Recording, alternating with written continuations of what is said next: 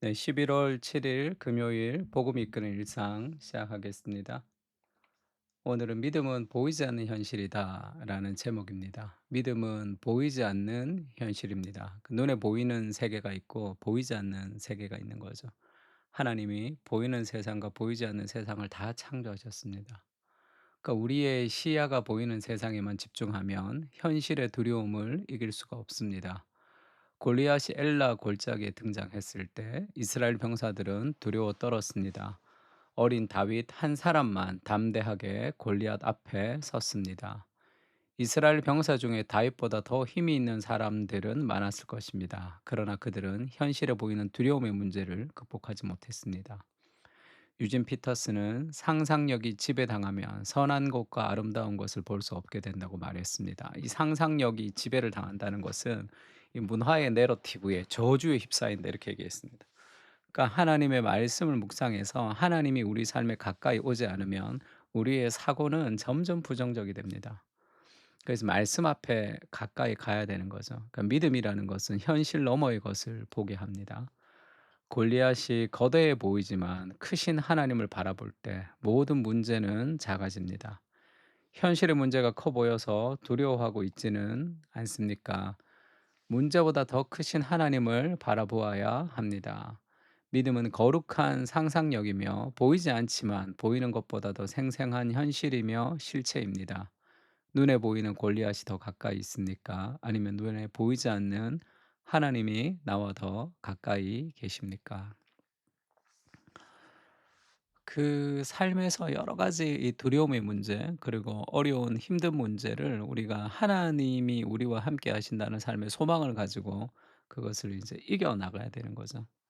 제가 이번에 세미나 가서 아주 재밌는 얘기를 들었는데 그 정말 열심히 공부를 한 사람이 있습니다. 고등학교 때 공부해서 아주 좋은 대학에 들어갔어요. 정말 죽을 힘을 다해서.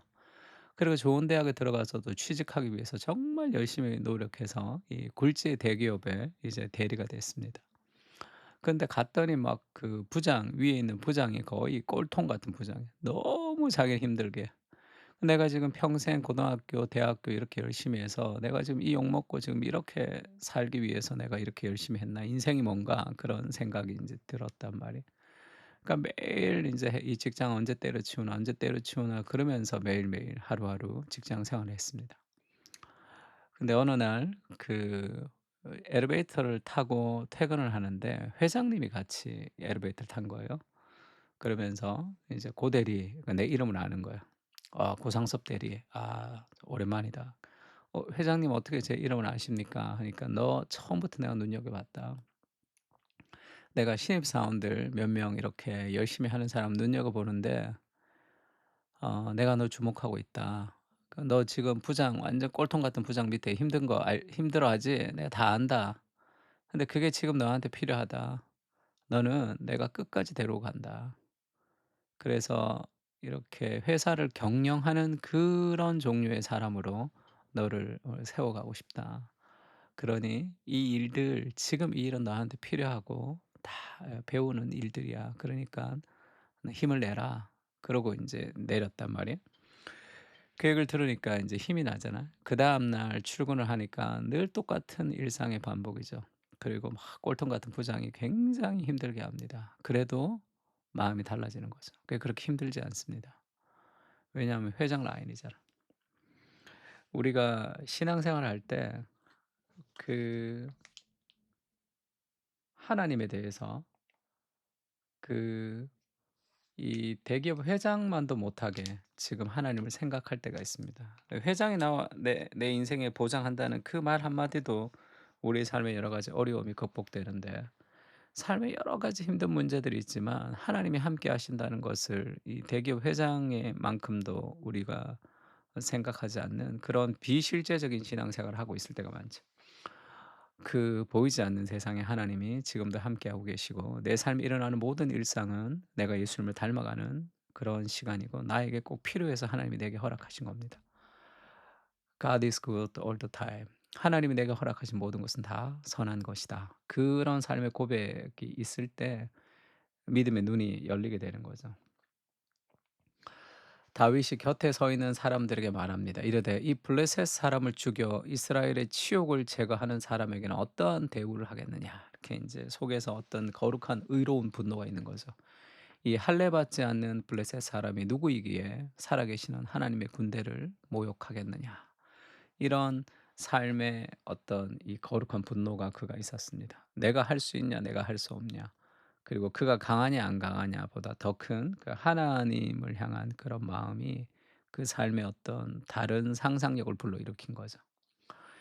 예, 엘리야 시대도 마찬가지죠. 그 엘리사와 엘리사 시대에 그 아람 군대가 쳐들어와서 인제 엘리사를 이렇게 빙 둘러쌌습니다. 왜냐하면 뭐 군대를 내보내면 엘리사가 인제 다 아니까 엘리사가 "저기 가라, 저기 가라." 해서 "엘리사 때문에 우리가 인제 지고 있다." 이런 얘기를 듣고 엘리사를 잡으려고 온 군대를 보내서 엘리사의 집을 둘러쌌습니다.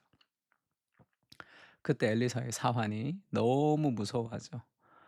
보십시오. 우리 이 그 온 군대가 우리 집을 다 둘러쌌다." 그렇게 얘기할 때 엘리사가 "두려워하지 말라." 그렇게 얘기합니다. "우리와 함께한 사람이 저들보다 더 많다." 이렇게 얘기하죠. 그리고 기도하여 이르되 "여호와여 원하건대 그의 눈을 열어서 보게 하옵소서." 그 눈이 열리니까 여호와께 그 청년의 눈을 여시니까 그가 보니 불말과 불병거가 산에 가득하여 엘리사를 둘렀더라. 하나님의 군사 불말과 불병거가 그 가득 산을 둘른 그것을 보이는 거죠. 하나님이 함께 하심을 우리가 믿음의 눈으로 보지 못할 때 늘 그 아람 군대 앞에 두려워하면서 그런 이 쭈글스러운 삶, 이 쫄리는 삶을 살아갈 수밖에 없죠. 분주하고 쫓기는 삶. 하나님 우리와 함께 한다는 것은 눈을 열어야 됩니다. 보이지 않는 세상을 향한 거룩한 상상력이 심어져야 되는 거죠. 예수님이 그렇게 얘기하죠. "너희는 넉 달이 지나야 추수할 때가 이르렀다 하지 아니하겠느냐." 그 눈으로 보는 추수죠. "그러나 나는 너희에게 이르노니 너희 눈을 들어 밭을 보라." 이 무슨 눈이죠? 믿음의 눈을 들어 보라는 거죠. "보라 희어져 추수하게 되었다."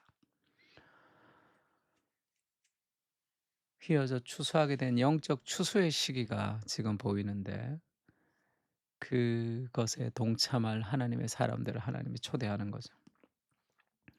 살아가는 세상이 바쁘고 힘들고 거기에 매몰되면 이 추수해야 될 세상에 추수할 것이 가득한데 일꾼이 없는 그 시대의 아픔을 우리가 외면하며 살아갈 때가 있습니다.